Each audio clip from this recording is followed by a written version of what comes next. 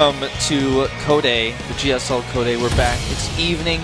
It's the evening group, and it's Group A. Don't be confused. We had Group A and Group B get switched. So we had Group B earlier. Now we're going into Group A. So not in alphabetical order, but still going to be an awesome day of matches coming up here. We already had 2 people advance to Code S today, and it was, of course, in the earlier group that we were just mentioning. And Curious, for example, he was able to get into Code S right away without dropping a single map against his opponents. He played incredibly well, not only from a mechanical point of view when the strategies that he used, but it was just flawless, and he was dominated in a fashion where he crushed every single opponent that he faced. Ruined was the second player who was able to get into Code S, and that all on top of just having the probably most amazing wall in that we've ever seen so far on Daedalus. So there's a way to get a tight wall on that map, we found out. Exactly. There is a way to wall off as Protoss, and he did that in quite unique fashion, and it was a map that he picked. So whereas everyone else is just saying, like, you can't beat Zerg on this map as a Protoss player, he found a way, he picked the map, and he was able to win the game against Sleep Advance to Code S, so congratulations to the 2 of them again. Now we're in our Group A, and the matches here are also pretty good. We have a very strong group today. By the way, we have the GCC contest, which is the GOMTV Creative Challenge. And basically, what we're looking for is for you guys to submit videos. If you go to the URL, gom.exp or gomexp.com/en/GCC, go to that URL, you get all the details there. But there's a $10,000 prize pool. Yep. And the whole idea is to upload videos about gaming. Any type of game, computer games, PC games, like playing games with your feet or playing games with your cat or something. Or you can make like really high quality gaming videos, something that's really highly edited. But $10,000 prize pool, and if you win, you get flown out here to the GSL Finals. Exactly. You get flown out to Korea, all expenses covered, and you get flown out to the GSL Finals. So check that out. Just have a look at the URL because all the information are just being displayed there. You get all the details, what you need to know. And of course here also a few information about Code A itself. There are the dates for you. We have Tuesday, Wednesday, and no, actually we have Wednesday, Thursday, and Friday this week and next week with a double day. Both days we have 2 groups that are playing. You can see the system here as well. We have a little bit of a change in Code A. It's a 4-player group duel tournament right now, and loser picks after the first map. The first map is a draw. The maps are also being mentioned here. So pretty sick season coming up, and this is actually the most exciting Code A season, at least for me personally. We've had quite some time, especially since that format change is something that I absolutely love. Yep. And of course we have our 7 ladder maps at the bottom, Daedalus Point and Habitation Station, Heavy Rain, and Alterzim Stronghold being the maps that you might not be as familiar with, since it's been a little while since we've had Code A. And these are all new maps, of course, for the 2014 the Season 1. Those are the 7 maps. So we're going to look at, of course, our results from earlier today. We had Curious and Ruin advancing. Like you said, Curious just mechanically playing really well, but he was dominant, not dropping a single map, not looking weak in even a single set. I mean, he just destroyed effort. And then against Ruin, he just slapped down the play that Ruin tried to put at him. Yeah, it was, especially the series against effort was something that really amazed me, how he was able to put effort in a space where he had no chance whatsoever. So that was quite incredible. And this is actually one of the big advantages of our current group system that we have, that you can follow your favorite player all the way through the entire tournament within one single group, one day where you watch his games, instead of it being like completely splattered out as we had in the last season. Here we have our Group A matches today. We have SOS versus Shine, our first game of Protoss versus Zerg. Yep. And then Classic going up against Gumiho. Classic versus Gumiho, that's going to be a good one. Gumiho, of course, currently teamless. Our first teamless player, actually, that we've had so far in Code A, because he is used to be part of the disbanded FOU. As far as I know, he's still living in the FOU house. That house is still holding together for a little bit longer, so it's not like he's homeless or he's staying with his parents or anything, and he has some people to practice with, but he's probably looking for a new team. Yeah, a lot of them were at the Code A qualifier, and Shoya, I think, was also tweeting about it, or saying that all of his boys were able to get into Code A and to make quite the appearance there. Another one that was able to qualify was, of course, Linog, and the same is true for Seed, a few others as well. But it's going to be good to see all of them back in Code A and on their way to Code S. The same is also true for the players that we see here. We have Shine for MVP, and at the same time we have the WCS Global Champion of 2013. It is SOS, and he has to go through Code A today. Yeah, he does. I think he's favored to get out by most people, but it's not going to be an easy group, and he's going to have to play a group stage, very different from the Pro League matches he's been playing, where he only has to prepare for 1 match, where he hasn't actually been looking as dominant as most people have expected him, considering that he did win WCS, the Global Finals, like you said. It would be quite a disappointment, actually, if he would not be able to get out of today's group. Like, he's one of those guys who you really want to advance. He had a really good start into 2013, and then he fell off a little bit, but at the end of the year, he came back with a vengeance, and he was able to win the global finals there with just incredible play. The finals against Jadong, such a great series that we saw back there. Now he's facing another Zerg player, he's facing Shine, and I can only hope that Shine doesn't start any of these games with a hatch first. Yeah, well, we'll see. I think he's probably studied enough to know that that's not going to be ideal, although on Alterzim, could you get away with it? It's a really, really, really, really, really big map. You know, the thing is, like, every single time I see a Zerg player open up with a hatch and not scouting when he's up against the Forge first, when you play SOS, I'm just cringe a little bit and I die inside just a little bit because every single time they get cannon rush and every single time they lose. Game number 1 is coming up, ladies and gentlemen. This is the GSL Code A, brought to you by Columbo.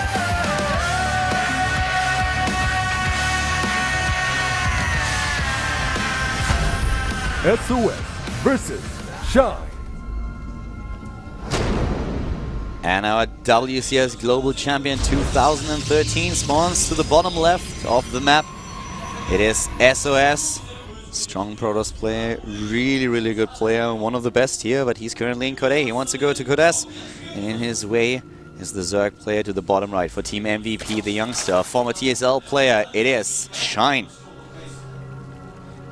Shine has been around for a long time in StarCraft II, trained with some of the best Zergs on TSL, moved into MVP. He's got some solid practice partners as well. But SOS, of course, being on Jin or Green Wings, having a great, great team to work with, and I think he's pretty highly favored to take this one, but Shine is never someone to count out. Yeah, the problem for Shine is really that he's pretty weak in the matchup. If from statistically speaking, he has a 42% win ratio.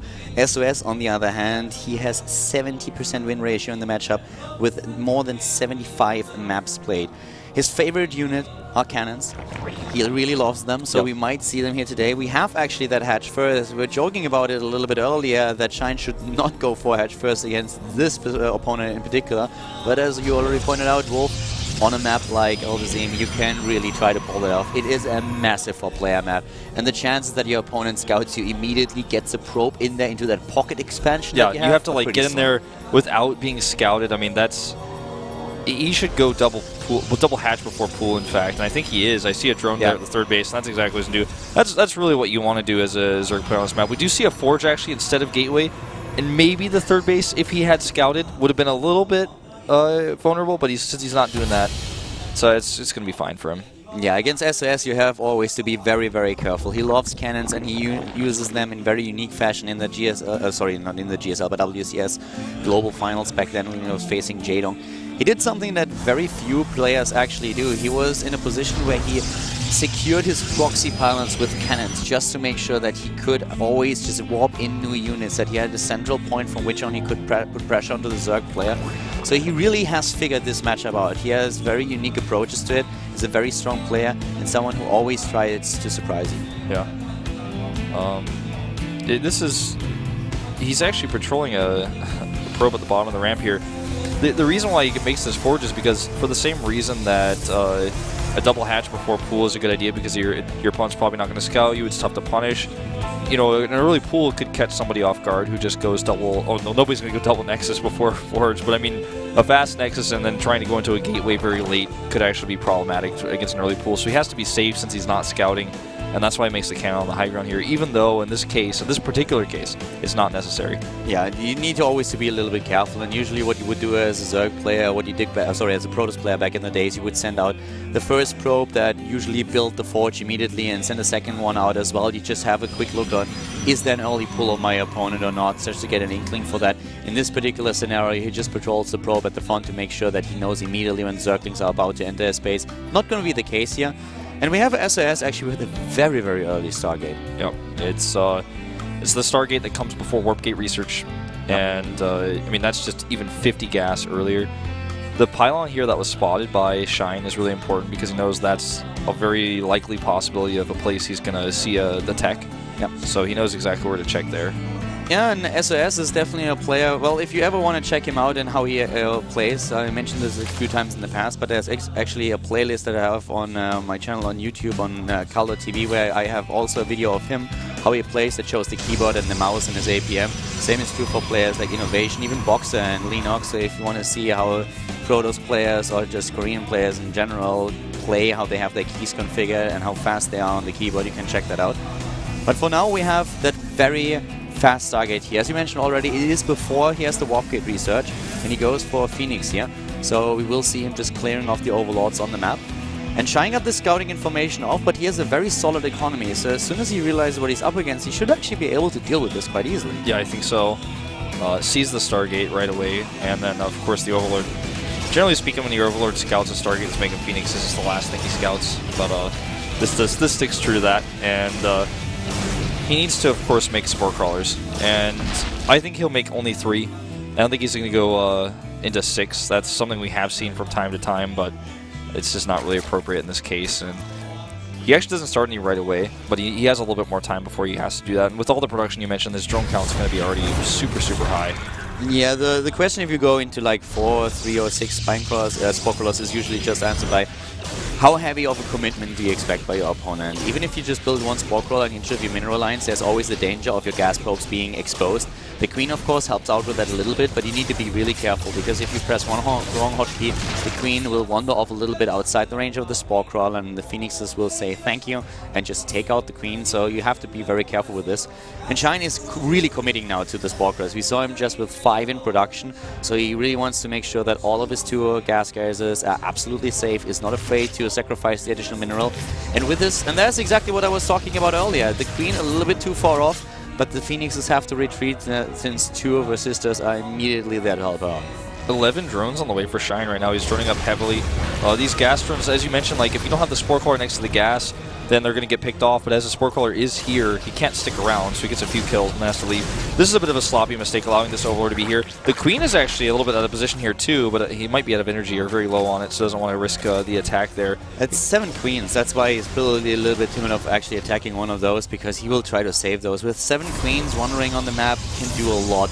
The only thing that I would really like to see is him connect his bases a little bit better with creep tumors. He doesn't really have the proper connection between all 3 of those bases. He's spreading his creep outward, which is going to give him a good scouting information about when his opponent is moving in.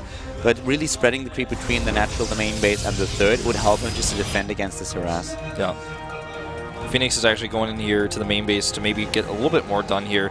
He's trying to get the most value out of them possible, but like you said, with all the Queens, the Spore Crawlers he's made, Shine is leaving nothing to chance here. It's very difficult to get anything done. He does get 2 more kills, very narrowly saves a Phoenix. Nothing lost yet for Shine, or rather for SOS with his Phoenixes. SOS is doing a really good job with the Phoenixes so far. He's getting the best out of them possible. But Shine, he's just macroing like a madman. He doesn't matter if like 1 or 2 of his drones go down. He has so many already, and he has the production with the early 3rd hatch. Goes straight into a 4th base. So he's really just macroing it up on the map right now. But we have SOS also with a 3rd, and it kind of forces Shine already to get into an early 4th. We have him even with the Infestation Pit now being built, since he wants to go straight into the Hive Tech. And you can really see that they kind of skipped the early game a little bit here. Yeah. Basically, nobody doing any heavy aggressions by ground. You know, the Phoenix harass is something that you see basically in almost every Protoss versus Zerg, but +2 is now on the way. Blink, Twilight Council's finished, range is almost done. We see SOS going into that Void Ray Colossus composition, but you know, Shine has that 4th base finished up now.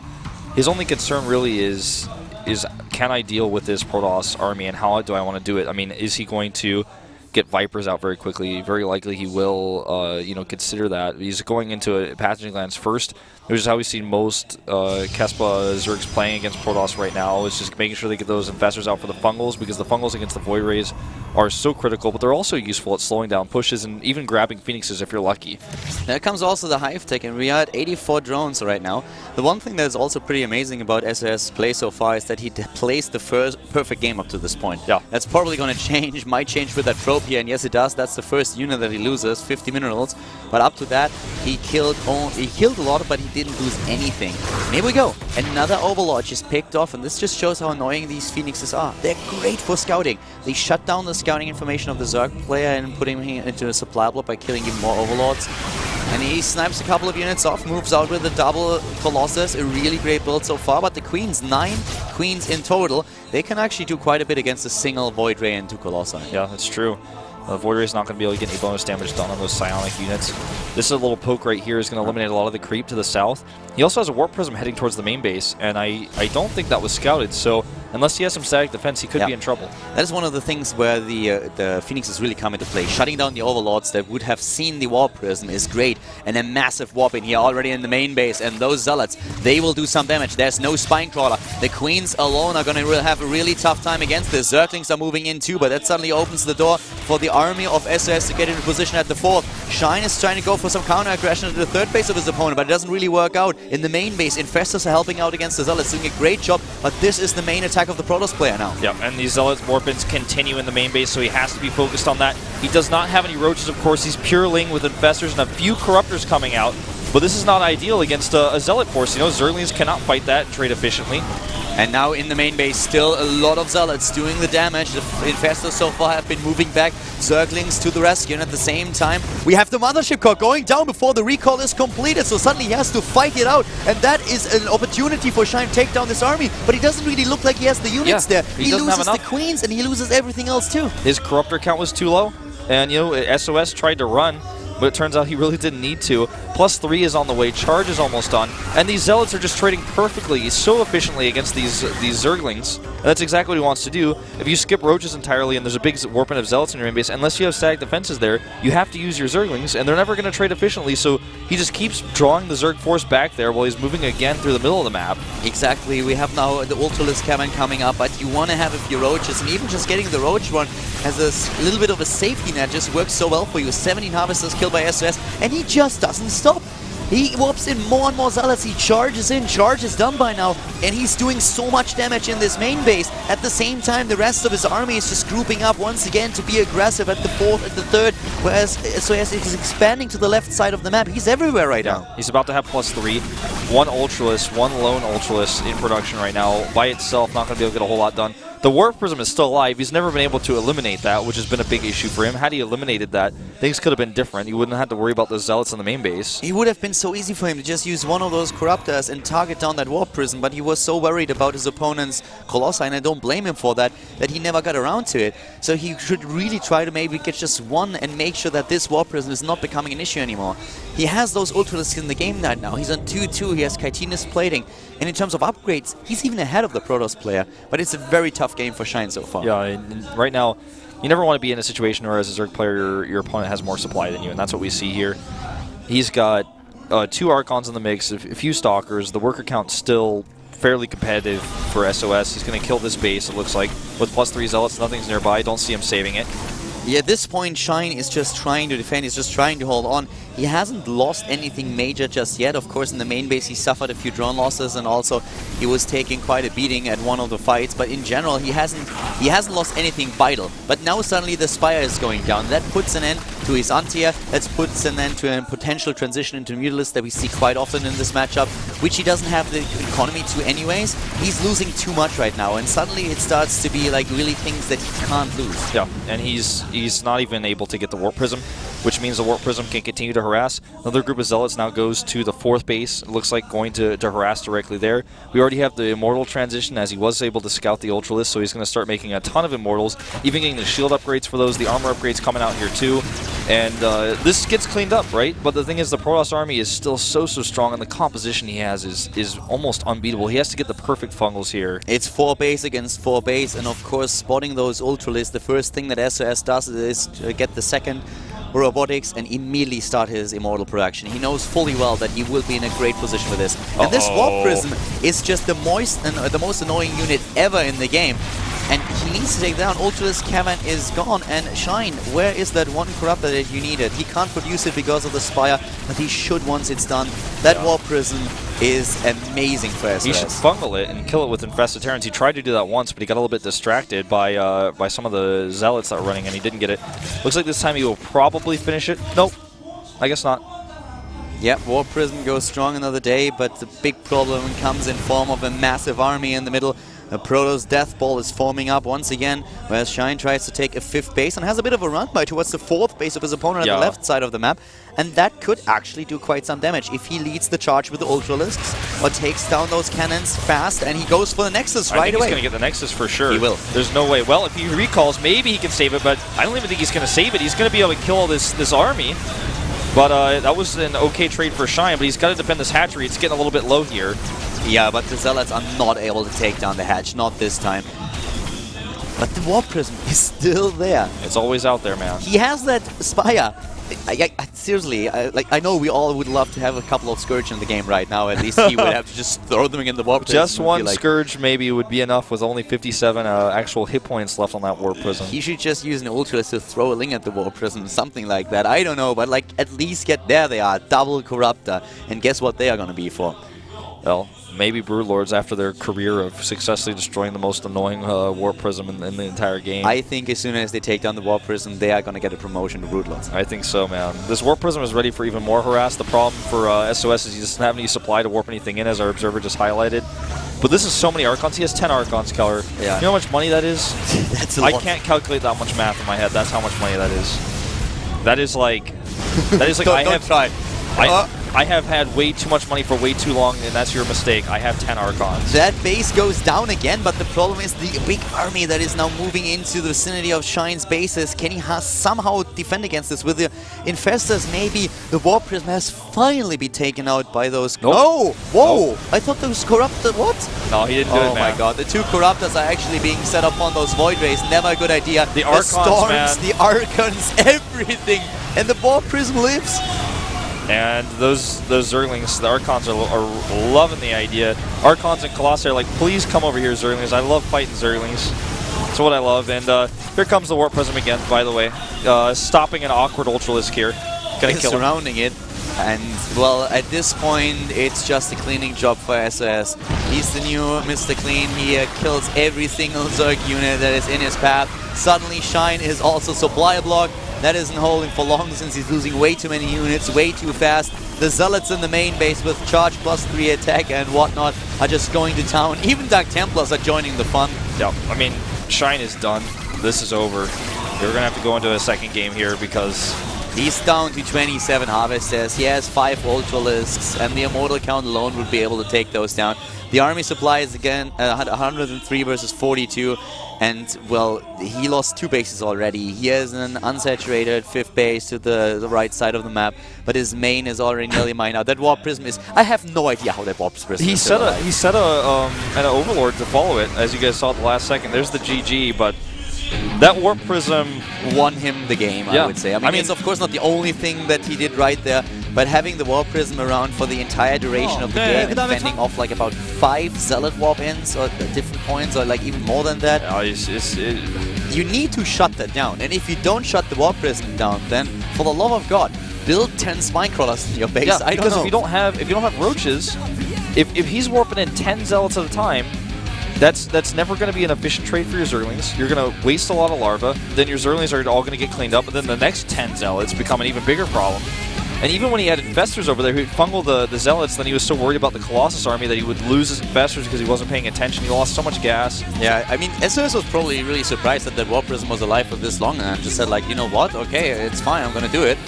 Now we have Daedalus Point. A treat. We have Daedalus, and I really hope that SOS was watching the earlier games where we had Ruin play. His face, he's like, oh no, Daedalus, no. He probably is like, am I going for the Ruin build or not? This actually is so funny that we have a map like this right now. If you have no idea what we're talking about, the Ruin game, then go to Reddit right now, look on the front page of our StarCraft, and you will know exactly. That's how you wall. We'll teach you how to wall. Yeah, exactly. That's how you wall on as a Protoss on Daedalus versus Zerg. And after the Ruin game, most Zerg players are going to veto the map. Yeah, I think so. It was a pretty fun game that we had all year, and you haven't watched it, you should definitely check out the VOD. And if you want to get a quick spoiler, then do what I just said and jump to Reddit and have a quick look at that, because it was quite the treat. We'll see what SOS has planned, because I don't think, I mean, he might have watched that match. He probably didn't have time to do it, to be honest, because he was practicing and coming here from his team house, which was pretty far away. But in all honesty, he probably has his own different type of plan to do on this map, because if you're a Protoss player and you expect to go up 1-0, you know you're probably going to play on Daedalus Point, so let's see what he's got planned here. Maybe he could take the 2-0 on a Zerg favorite map. Can Shine turn around and tie the series? This is the GSL Code A Southern Wolf.